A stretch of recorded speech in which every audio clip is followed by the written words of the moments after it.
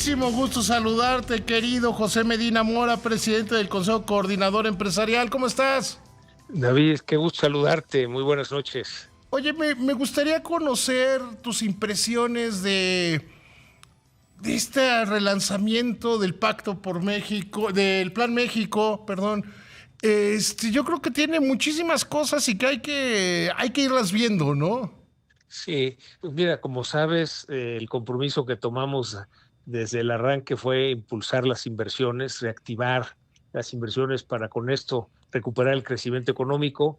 Y de alguna manera, en ese proceso, en estos meses, hemos encontrado trabas, en algunos casos, en trámites, en normas, en permisos, algunos que tienen que ver con municipios y estados, también en actuaciones por parte del SAT, en tardanza en la respuesta a las solicitudes de permisos por parte de COFEPRIS, por parte también del primero de la Comisión de la CRE, Reguladora de Energía, y así, digamos, encontramos en distintos rubros, en distintos temas, estas trabas. Y un poco en esa retroalimentación hacia el gobierno y en particular a la presidenta, la doctora Claudia Sheinbaum, de cuáles son las causas que están deteniendo las inversiones, pues se hizo un trabajo, la verdad, pues son muchas secretarías, justo para quitar esas trabas y que con eso puedan fluir las inversiones. Quizá lo más importante, David, tiene que ver con esta certeza jurídica que da los lineamientos al SAT, el hecho de que el SAT no pueda hacer auditorías aplicando retroactividad o doble tributación, que de alguna manera eran temas que estaban deteniendo algunos proyectos de inversión, pero también el que nos regresen el IVA en 30 días y que solo sea una auditoría por empresa, que cuando quieran información solo sea una muestra y no el total. Quizá es el elemento más importante para generar certidumbre y que con esto las inversiones se reactiven. Yo creo que yo rescato de con quienes he platicado ahora contigo que hay una intención de la presidenta con sentido de urgencia de cómo hacerle para recuperar el crecimiento, ¿no? Sí, yo creo que hay esa sensibilidad de que los datos de la economía son muy claros en el sentido de que hay que actuar con urgencia.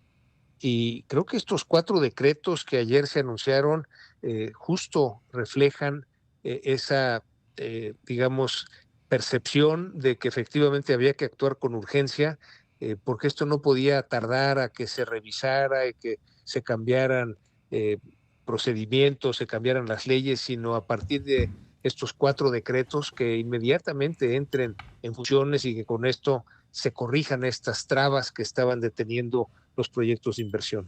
Sí, por ejemplo, yo creo que, o a ver, te pregunto más bien, que la agencia de transformación digital sea la que coordine gran parte de las licitaciones lo va a hacer más eficiente, ¿no? Sin duda, yo creo que necesitamos evolucionar hacia la digitalización. Yo creo que este planteamiento de la Agencia de Transformación Digital nos va a ayudar no nada más a que sean los trámites más rápidos, sino que sean también más transparentes. Y aquí nos parece el mayor desafío que tiene la Agencia de Transformación Digital es en la incorporación de estos trámites de estados y municipios, que es en donde encontramos que a veces se atoran los proyectos de inversión, pero consideramos que el planteamiento que hace la Agencia de Transformación Digital va justo en el sentido de lo que necesitamos como país para evolucionar y desde luego en una situación de urgencia en donde necesitamos que haya inversión para recuperar el crecimiento, pues la actuación de la agencia será muy importante. Ayer platiqué en estos micrófonos con Lucelena González, la secretaria de Energía, y ella me decía que el plan es que lo que a ella le toca es que haya energía no solo suficiente para hoy, sino para el crecimiento. Y hacer, déjame simplificarlo mucho, porque así lo simplificamos ayer. Yo le decía hacer el pastel más grande, aunque sigue el gobierno quedándose con el 54% del pastel, pero de un pastel que debe ser muchísimo más grande.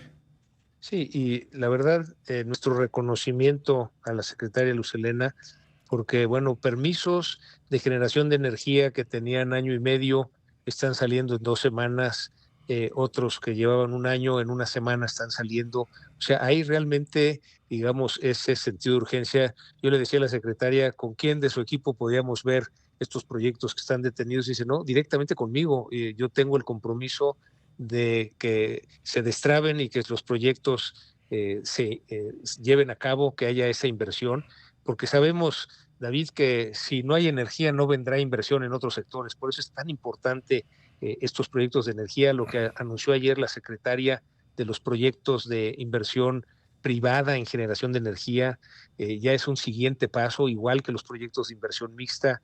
Es decir, ya no es nada más el anuncio de que hay Yo este fondo de destacaría también inversión. los almacenajes de energía, ¿no? Esta Sí, parte claro. de que se pueda almacenar energía. Sí, sin duda es ese compromiso de que haya energía no nada más hoy, sino que haya energía para el futuro, nos parece fundamental, David. Ahora, ¿qué le falta a México para crecer? Llevamos mucho tiempo estancados, si bien podríamos decir que no hemos tenido una crisis, pero llevamos todo el tiempo que ha gobernado Morena con un crecimiento del 0.7% y si ves a los analistas, pues no esperan mucho más del 1.3%, que eso es como la mitad del potencial de la economía mexicana, ¿no? Sí, bueno, nos parece que la prioridad en los últimos 7 años fue la distribución de la riqueza. Es algo que era necesario para el país.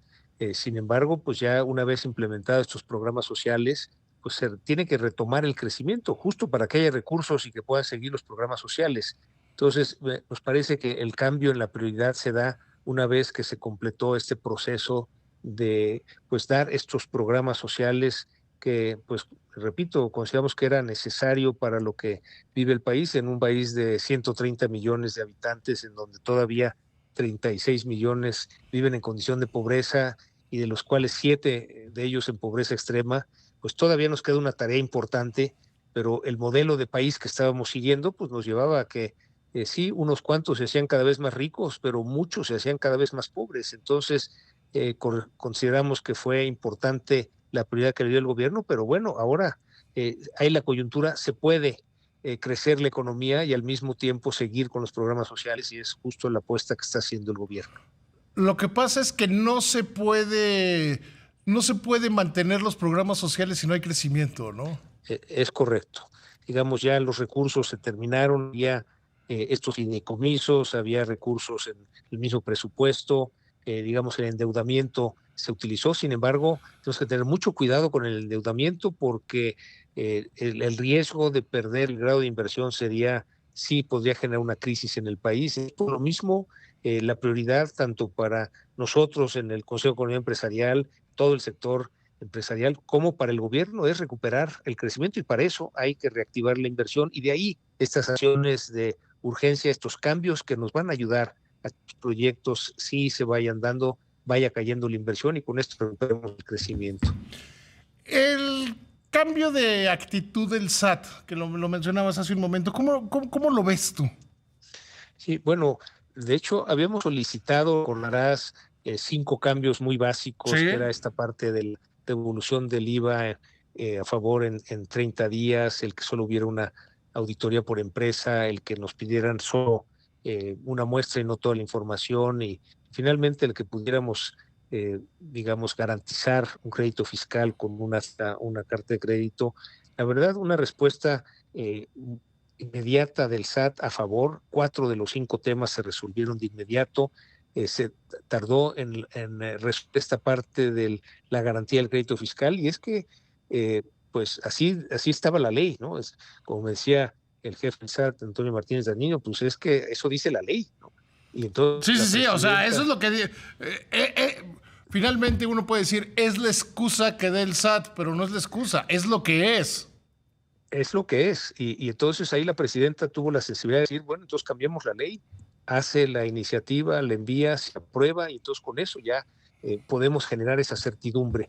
Y adicionalmente, con los lineamientos que ayer se publicaron en el decreto, sobre todo que en estas auditorías no haya retroactividad, no haya doble tributación, nos parece que esto es lo que genera certidumbre, para varios de los proyectos que estaban precisamente detenidos, esperando resolver problemas de fiscalización del SAT para poder llevar a cabo las inversiones. Entonces, nos parece que es un paso muy importante y que ya está generando esa certidumbre, y lo que estaremos viendo es estos proyectos que estaban detenidos empezarán a activar. Hay una parte que dice, bueno, también le toca a los empresarios. ¿Tú crees que ya con esto ya están las condiciones? Yo siempre he dicho que los empresarios tratan de florecer, y florecer es que crezcan sus negocios, que generen más empleos, que generen más rentabilidad para ellos, sus accionistas, pero a veces es muy complicado, o sea que a veces lo tienen que hacer con todo en contra. ¿Tú crees que ahora va a venir una, no sé, una primavera de inversión? Sí lo consideramos así, David, como que se da la coyuntura. Hay grandes oportunidades de inversión en México, están viniendo empresas extranjeras a invertir a México, donde ellos ven la oportunidad de invertir en México, mucho también generado por la situación geopolítica mundial, en donde algunos nos dicen, cuando hablamos de riesgos para la inversión, dicen riesgos invertir en Europa cerca de las guerras, ¿no? Entonces, les es muy atractivo invertir en México para así poder tener acceso al mercado de los Estados Unidos y a la región de Norteamérica. Entonces son oportunidades que tenemos que aprovechar, que es momento de apostarle a México, de invertir en México, y creo que lo que nos toca hacer en el CCE es precisamente dar a conocer estos cambios para que las empresas pues evalúen sus inversiones. Desde luego cada empresa evaluará oportunidades y riesgos y de acuerdo con eso hará sus inversiones, pero consideramos que hay las condiciones para que ahora sí se reactiven muchas de estas inversiones que estaban detenidas, y con esto veremos el crecimiento y más del 1.3, el potencial creemos que no es nada más del 2.6, sino que podemos, en la medida que aumente la inversión, pues sí llegar a crecimientos de arriba del 3%. Dios te oiga, mi querido amigo. Te mando un abrazo, que te vaya muy bien. Igualmente, David, un fuerte abrazo para ti y un saludo para toda tu audiencia.